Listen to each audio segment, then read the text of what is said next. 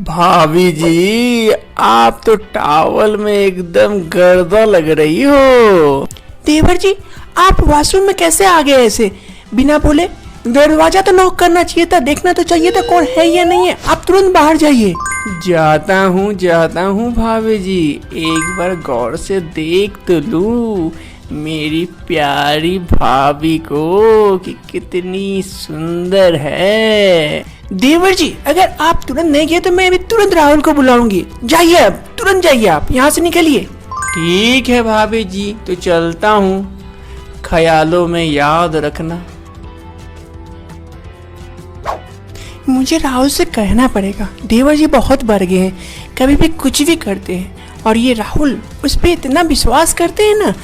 उसका भाई ऐसे लगता है कि भगवान है, वो कभी झूठ बोल ही नहीं सकता है और उसके दिल में ऐसा जगह बना के रखा है। राहुल से उसकी शिकायत करती हूँ मैं। रजनी अपने पति राहुल के पास अपने देवर की शिकायत करने के लिए जाती है। राहुल, आज जानते हो क्या हुआ? देवर जी ना मेरे वॉशरूम में घुस गए थे, मैं नहा रही थी, तभी अचानक से देवर जी आ गए और मैं उसे जाने के लिए कह रही थी, तब भी वो नहीं जा रहे थे। अरे बेबी, वो गलती से चला गया होगा, उसे भी वॉशरूम जाना होगा। और ऐसे तुम लॉक क्यों नहीं की? अगर तुम लॉक करके रखती तो वो अंदर नहीं आ पाता। गलती तो तुम्हारी है, तुम लॉक करना भूल गई ना, उसकी तो गलती नहीं है। हाँ, मेरी सारी गलती तो मेरी है, तुम्हें तो उसकी गलती नजर ही नहीं आती है ना। तुम्हारा भाई है इसीलिए ना तुम्हें उसकी गलती नजर ही नहीं आती। कभी कुछ ऊपर नीचे हो गया ना तो पर मुझे मत कहने आना। अरे बेबी, ऐसी कोई बात नहीं और कुछ नहीं होगा। वो बहुत ही अच्छा बच्चा है और मेरा छोटा है, वो उससे कभी कोई गलती ऐसी नहीं करेगा। उसे पता है, उसको अपना मर्यादा पता है। तुम्हें तो उसकी गलती दिखती ही नहीं है। चलो, तुमसे बात करना ही बेकार है। रजनी गुस्साते हुए वहां से चली जाती है। उसे बहुत गुस्सा आता है। दूसरी तरफ रजनी के पति राहुल को लगता है कि रजनी को गलत फहमी हुई है। उन्हें अपने भाई पे बहुत विश्वास है। ऐसे ही दूसरे दिन, रजनी, मैं ऑफिस जा रहा हूँ, तुम अच्छे से रहना और तुमको ज्यादा सोचने की जरूरत नहीं है सूरज के बारे में। वो अच्छा लड़का है, बस कभी कभार मजाक कर लिया करता है, तो थोड़ा सा मैनेज कर लेना। जी ठीक है। तो चलो मैं चलता हूँ office. Okay bye. Okay bye. जैसे ही राहुल ऑफिस चले जाते हैं और रजनी अकेले घर पर होती है, तभी उसका देवर उसके पास आता है और उसे कहता है कि अरे भाभी जान, गुड मॉर्निंग। गुड मॉर्निंग देवर जी, लेकिन आप ऐसे क्यों कह रहे हैं मुझे? अरे भाभी जान, आप भाभी तो भैया के सामने हो, लेकिन जब भैया नहीं रहते हैं तब मेरी जान बन जाओ। ये आप क्या कह रहे हैं देवर जी? मैं आपके भैया से आपकी कंप्लेन करूंगी।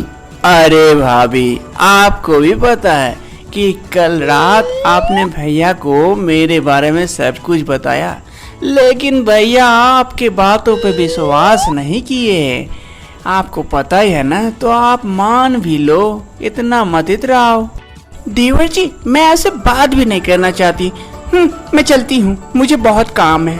रजनी किसी तरह अपने देवर के चुंगल से बाहर निकल जाती है। वो दूसरे कमरे की तरफ चली जाती है।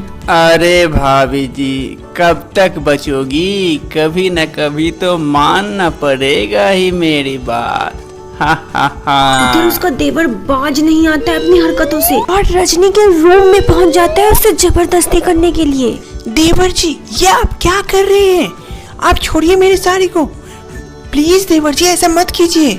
अरे भाभी, अब मान भी जाओ, भैया को कुछ पता भी नहीं चलेगा। ऐसे भी भैया को कुछ मेरे ऊपर डाउट भी नहीं है, तो मानती क्यों नहीं हो? देखिए देवर जी, मैं आपके साथ ऐसा कुछ नहीं कर सकती, भले ही राहुल माने या ना माने, मैं आपको ये सब कभी नहीं कर सकती हूँ। भाभी जी, आप बिना जीत पकड़े बैठे हो। अब ऐसा लगता है मेरे को जबरदस्ती करना पड़ेगा आपके साथ, तभी मानोगी। और तभी सूरज, ये तो क्या कर रहा है? छोड़ अपने भाभी को। राहुल सूरज को एक चांटा लगाता है। नालायक कहीं का, तू इतना कमीना है, मैं कभी सोच भी नहीं सकता था। मैं तुझे इतना प्यार करता था, तेरी भाभी की बातों पे विश्वास नहीं करता था, आज तू ऐसी हरकत करेगा मैं कभी सोच भी नहीं सकता था। भैया भैया मैं कुछ नहीं किया, भाभी ने खुद मुझे बुला के ऐसी वैसी हरकत करवा रही थी, मेरा कोई दोष नहीं है भैया। मुझे और समझाने की जरूरत नहीं है, मैंने सब अपनी आंखों से देखा और अपने कानों से सुन चुका हूँ, इसलिए तू मुझे पढ़ाने की कोशिश मत कर और यहाँ से निकल जा। आइंदा कभी भाभी से बात करने की कोशिश की या फिर भाभी को कुछ तंग करने की कोशिश किया तो मैं तुझे घर से भी निकाल दूंगा।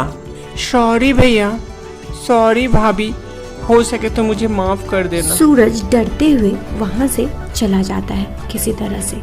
और इधर माफ करना रजनी, मैंने तुम्हें गलत समझा और अपने भाई को अंधे की तरह विश्वास करता रहा, मुझे माफ कर देना हो सके तो। नहीं जी, आप क्यों माफी मांग रहे हैं, आपका भाई गलत था ना, मैं आपको बोल रही थी ना वो अच्छा लड़का नहीं है, लेकिन आप ही विश्वास नहीं कर रहे थे, अपने भाई पे बहुत विश्वास करते थे, ऐसा हो जाता है, आप अपने आप को गलत मत सोचिए। इसके बाद रजनी अपने पति के साथ खुशी खुशी रहने लगती है।